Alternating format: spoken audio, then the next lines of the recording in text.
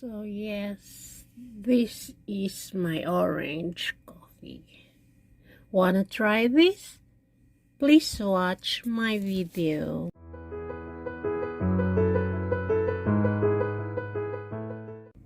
Hello friendship! Good morning! Welcome to my channel. So today's video ay magkakape ako. At samahan nyo ako sa aking pagkakape. At this time, may tuturo lang naman ako at isi-share pala sa inyo yung pagkakape ko. Yung kape ko. Well, eto siya. Orange coffee ang gagawin natin. So, eto, pakita ko sa inyo yung isang orange.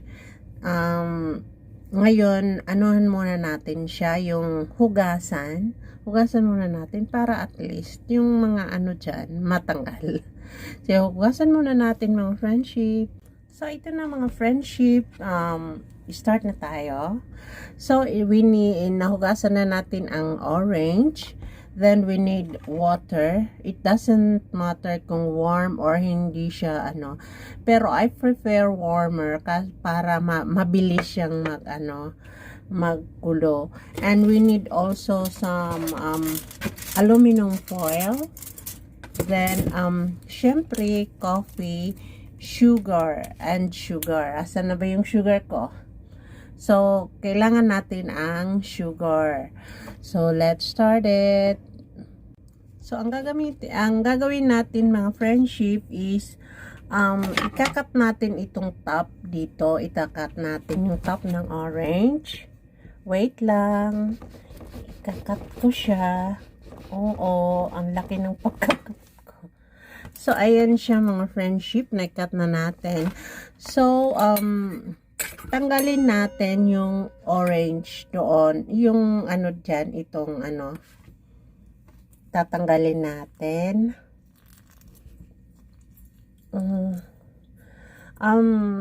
The first time na ko to siya, mga friendship na natikman when we went to Jeju Islands, dito rin sa Korea, and I'm really amazed the taste. Pwede pala yung orange coffee. So, from that time, yun, inisip ko na paano.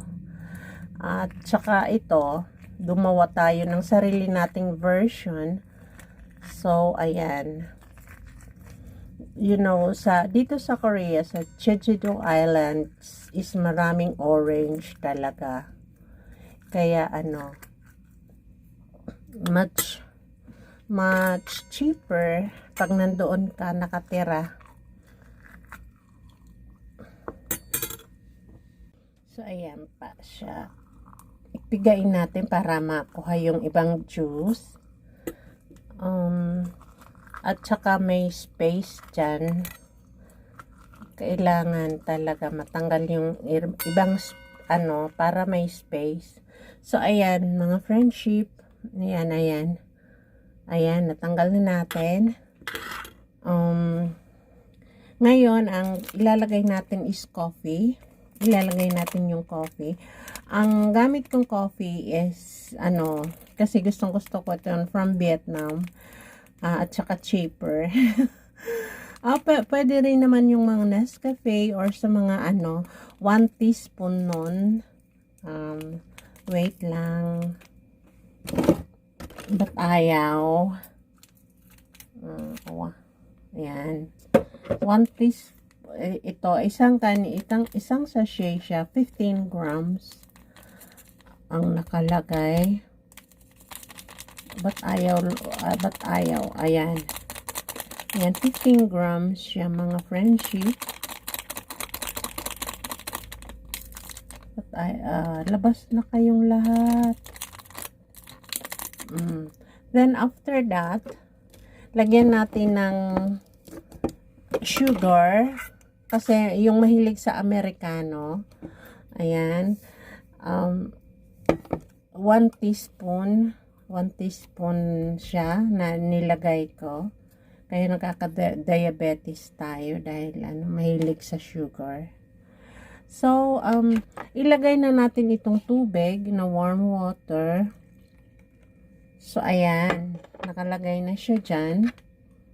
At, i-ano natin, yung, oh my, dapat yung teaspoon pa, dapat teaspoon pala ang ginamit ko.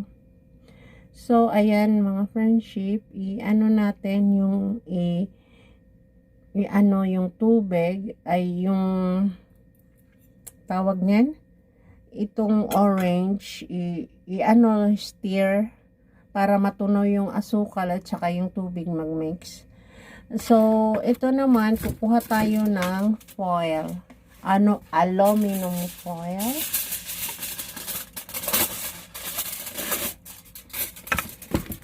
Ganito lang siya kalaki. Tamang-tama lang dito sa ano natin. So, ilalagay natin dito siya. Mga friendship. Ilalagay natin dito.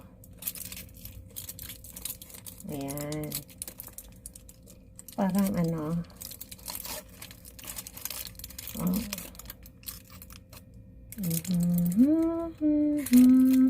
So, ilalagay natin to sa my gas range.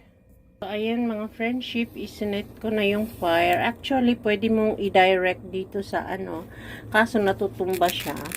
So, nilagyan ko siya ng ano, yung stainless na bowl. So, pwede siyang direct kung ang ano, hindi siya matutumba, pwede. Pero dahil ano, natutumba siya, nilagyan ko ng stainless bowl para hindi matunaw din yung bowl. So, ayan, papakuluan natin through sa, ano, sa fire hanggang kumulo siya. Ngayon, gamit ko itong chopstick namin. Yun ang i-stir natin para mag-stir siya. So, ayan mga friendship, na ano na siya, na kumulo na yung ano natin, yung coffee, orange coffee. So, ilagay natin siya dito.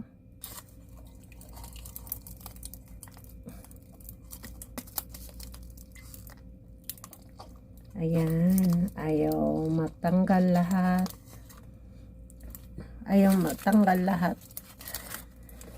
Ayan. Ilagay natin na dito siya sa ating orange coffee.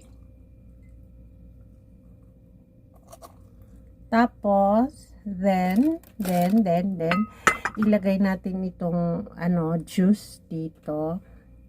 Yung nakaanong juice. Tapos, ayan. Ilagay natin dito siya. Then, yung kinayod nating juice, i-ano natin, ilagay ng 3 tablespoon or 4. It depends sa gusto nyo. Then, shake it, stir it pala, hindi shake it. Stir it. Then, let's drink it.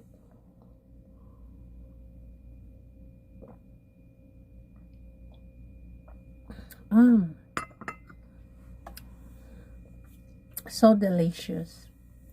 Ano siya guys, mas ang tawag niyan, yung coffee niya tsaka yung orange na pinagsama is very masarap ang pagkakaano niya. Pero syempre, kung gusto niyo ng hindi masyadong maasim, pero ako gusto ko yung yung ng orange tsaka mixture ng coffee, tapos may sugar. This is very talaga very delicious. At what should I say, syempre yung mga gusto talaga ng espresso taste ay malalaman nyo to.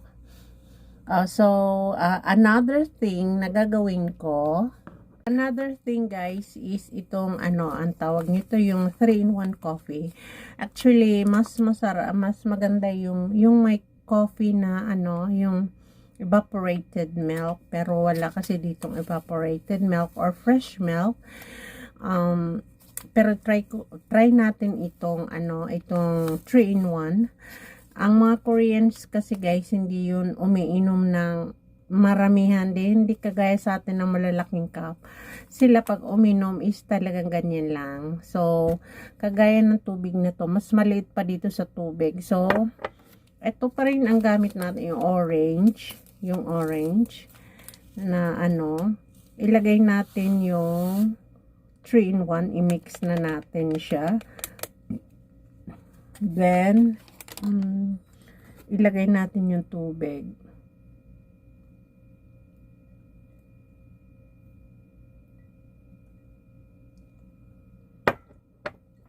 So we have to stir it again. I-stir natin para matunaw yung cream, yung coffee at saka yung sugar. So this is very interesting. Kung type nyo orange coffee, meron pa ring orange coffee or what do you call this, green tea coffee or green tea latte. Meron naman ganun, green tea latte. So ayan, na-stir na natin siya mga friendship. This time ilalagay natin siya sa microwave oven. So, ayan mga friendship, naipasok na natin siya sa microwave. So, i-ano natin ng mga 1 minute na kumulo siya. So, wait lang mga friendship. So, ayan mga friendship, kumulo na siya. Ayun, nakita niyo yung bubbles. Kumulo na siya at tatanggalin na natin dito sa microwave. So, ayan na siya mga friendship. You can drink it na straight or you can put it into the cup. So, try natin dito.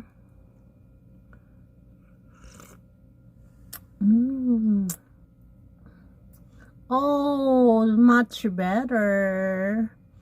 Very delicious. At saka yung orange, at saka yung really, hindi ako talagang masarap siya guys.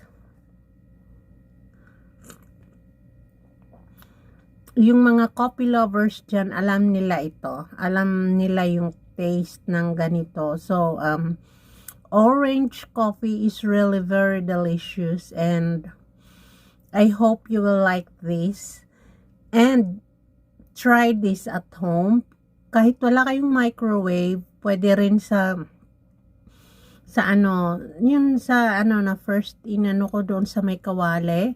Or ipainit nyo doon sa kawali. Very delicious talaga yung combination ng coffee orange is really taste good. So kape na tayo mga friendship. So another thing guys, if you're an iced coffee lover, meron again another version of this. So through this 3-in-1 coffee mix, just put it there. Then we have to put hot water in it.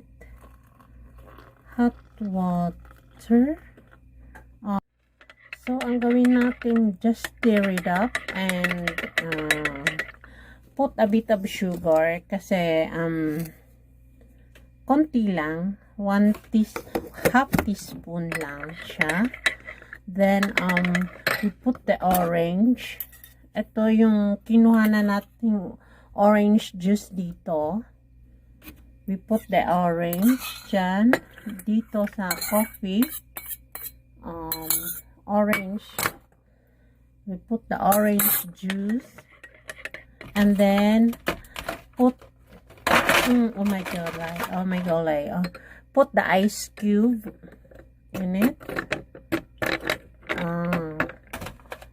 So ice cube. So our iced coffee. Orange iced coffee is already done. And then stir it up with your favorite straw and take a sip.